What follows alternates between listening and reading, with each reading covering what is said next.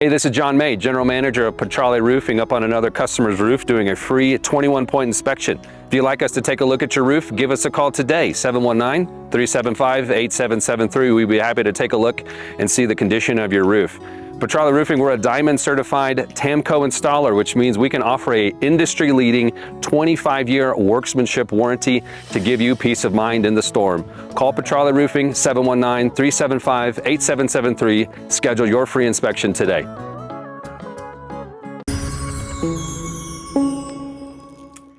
It was a scorcher of a day on Sunday, and we expect another hot day on Monday before temperatures start to cool down a little bit. It's still going to be warm through this week, but we are expecting temperatures to drop just a bit as we have a wave that's going to move through. So let's jump right into your short-term forecast. I want to start off with a look at the water vapor because it's very clear to see that clockwise flow around our area of high pressure that is continuing to spin pretty much right overhead. So with this location of the high, that's why it has been so hot across especially our eastern plains, and I expect that heat to continue into Monday. Now, Monday won't be as hot as the conditions that we had out there over the weekend, but it's still going to be very warm. In fact, take a look at our overnight low temperatures. So the temperatures that you'll wake up to early Monday, they're only dropping into the low 70s across the area. So it is going to be a very warm start to what will still be a very hot day. Temperatures getting to 93 in Colorado Springs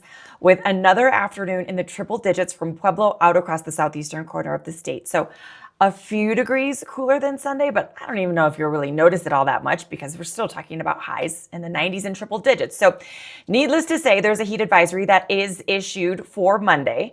That has been issued for Monday, rather, and that will go into effect beginning at 10 o'clock. So if you are sensitive to the heat, try to limit your outdoor exposure, check on your neighbors, friends, people that you know that may also be sensitive to the heat. Drink lots of water if you are spending time outside. And of course, if you do have to go to any sporting events or games, an umbrella to give you some shade is definitely something that you'll want to keep in the car.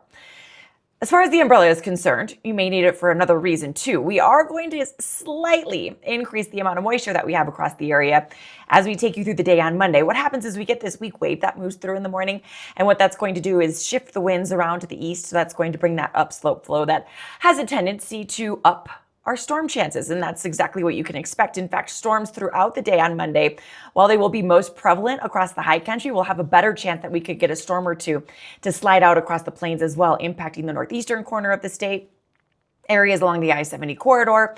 And tomorrow, there is a good chance that we could have a heavy rain-producing storm that may impact one of our area burn scars or one of our local fires. So we will be keeping a close eye on the Willow fire, or the Willow burn scar rather, and the Aspen Acres fire especially, as any heavy rain that moves over these areas could prompt flash flooding conditions.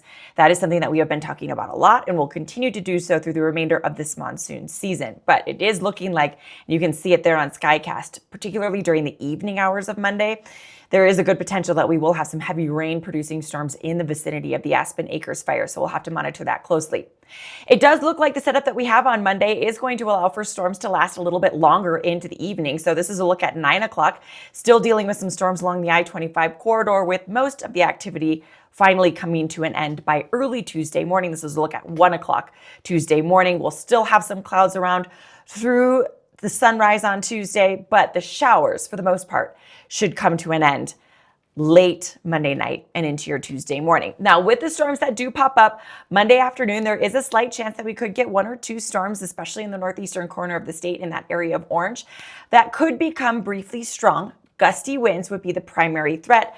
Of course, any storm that does develop, though, will be capable of producing some moderate to heavy rainfall, and therefore flash flooding is going to be a very big concern as we take you through the first part of the work week. And flash flooding is going to be something that we'll be talking a lot about. In fact, we're going to increase moisture even further as we take you into the middle of the work week. That is going to set the stage for even more storms and a better chance that we'll get some of these storms to move out across the plains, an area where we have not had much in the way of precipitation recently. Looks like the potential for that is going to change as we take you into this week. I'll have more on that with your extended forecast right here on Peaks to Plains. It's our weather together.